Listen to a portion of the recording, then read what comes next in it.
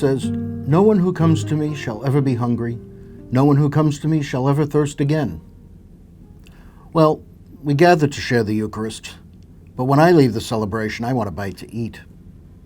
Feasting on word and sacrament does not lessen my need for ordinary food and drink. Has Jesus lied to us? An obvious answer is that the Lord was not talking about physical hunger.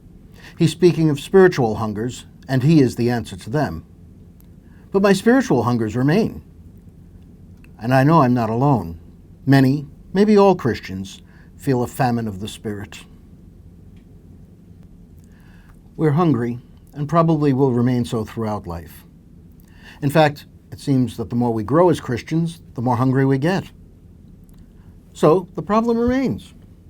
Was Jesus lying to us when he said that those who come to him would never feel hunger or thirst? Well, since the Lord spoke in terms of physical hunger, let's take a look at it. Two kinds of people are hungry. The obvious ones are those who have gone without eating for some time.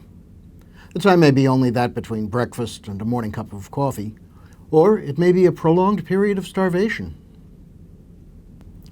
The second group is those who eat even when they have no physical need. Compulsive eaters, food addicts, gluttons.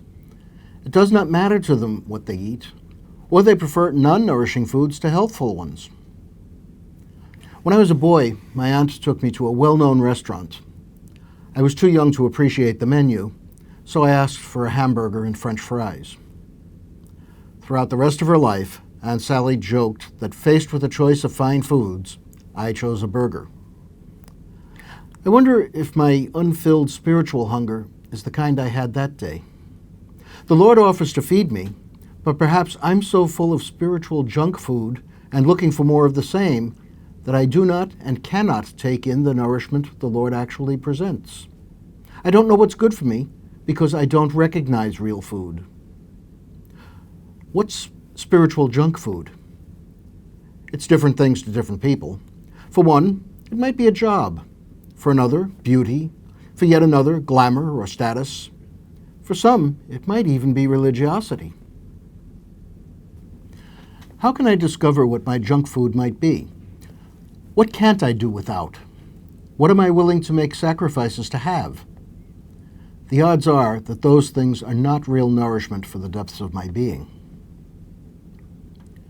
If I decide to become hungry, giving up junk, I can be filled by God, who comes to me when I decide to open myself in prayer, reflection, and service.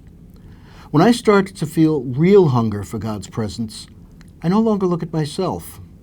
I begin to see my sisters and brothers who are also in need of physical or spiritual nourishment.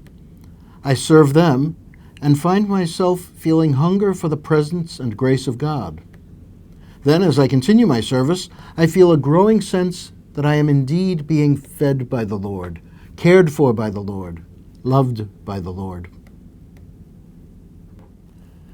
The Lord sets a banquet before me, but all too often I look over, under, and around the table for the sort of nourishment I think I need, instead of feasting on what I am offered, the only real nourishment I need.